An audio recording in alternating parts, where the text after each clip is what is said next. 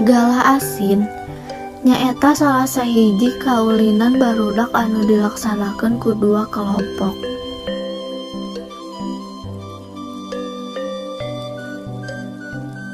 Anggotana bisa 3 nepi 5 urang.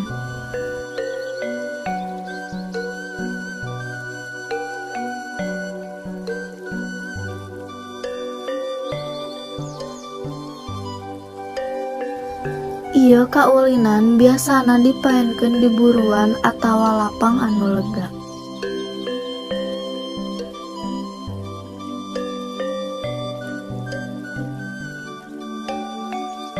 Samemeprung kudu babarengan nyieun heula kalang pikeun jadi wates kotak-kotakan nu rek diasupan ku pamaen.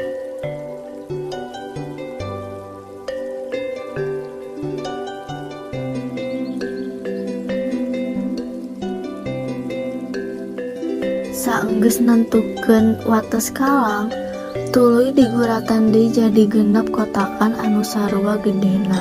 Ngagurataneuh keur kalang kudu lelempeng, biasana make awi atawa rokrak. Tuluy diawuran lebu atawa apu sangkan, guratna leuwih katingal.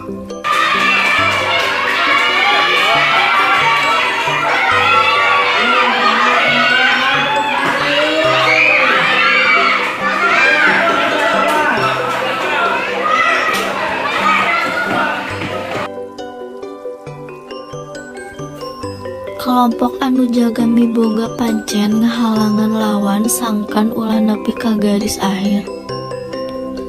Kelompok lawan kudu nepi ka garis akhir kalawan henteu beunang katoel ku kelompok jaga.